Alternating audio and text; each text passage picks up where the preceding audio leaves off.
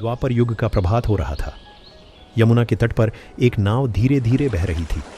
उसमें एक युवती थी, मत्यगंधा, सत्यवती।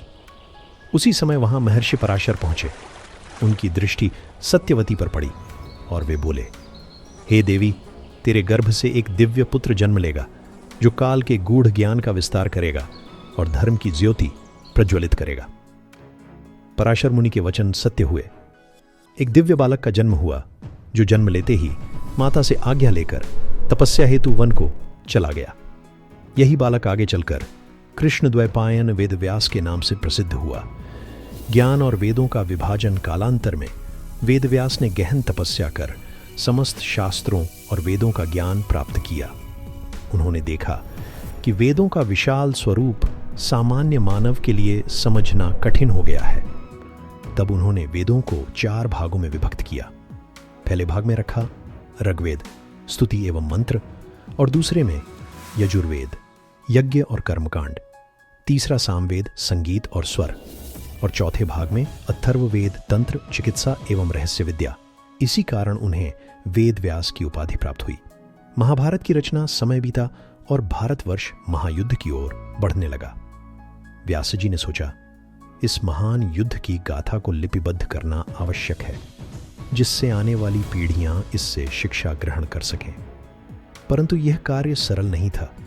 उन्हें एक ऐसा लेखक चाहिए था जो बिना रुके लिख सके। तब उन्होंने भगवान गणेश का आह्वान किया। गणेश जी ने शर्त रखी, मैं लिखूंगा, किंतु श्लोकों के मध्य कोई विराम नहीं होना चाहिए। व्यास जी मुस्कुराए और उत्तर दिया, तो ठीक है, परंतु तुम बिना समझे कुछ भी नहीं लिखोगे। इस प्रकार व्यास जी कठिन श्लोकों की रचना करते गए और गणेश जी उन्हें लिपिबद्ध करते गए। कहा जाता है कि इसी लेखन कार्य के दौरान गणेश जी की लेखनी टूट गई और उन्होंने अपना एक दंत तोड़कर लेखन कार्य जारी रखा।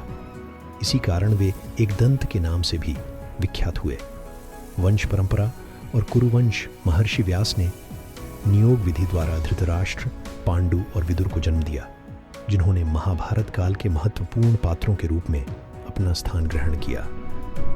अंतिम समय और चिरंजीवित महाभारत के समापन के पश्चात महर्षि व्यास हिमालय चले गए और आज भी वहां तपस्या में लीन है।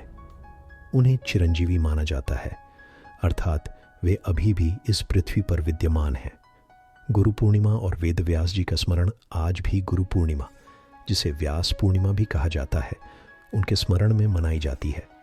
उनके द्वारा प्रदत्त ज्ञान के बिना सनातन धर्म अधूरा है।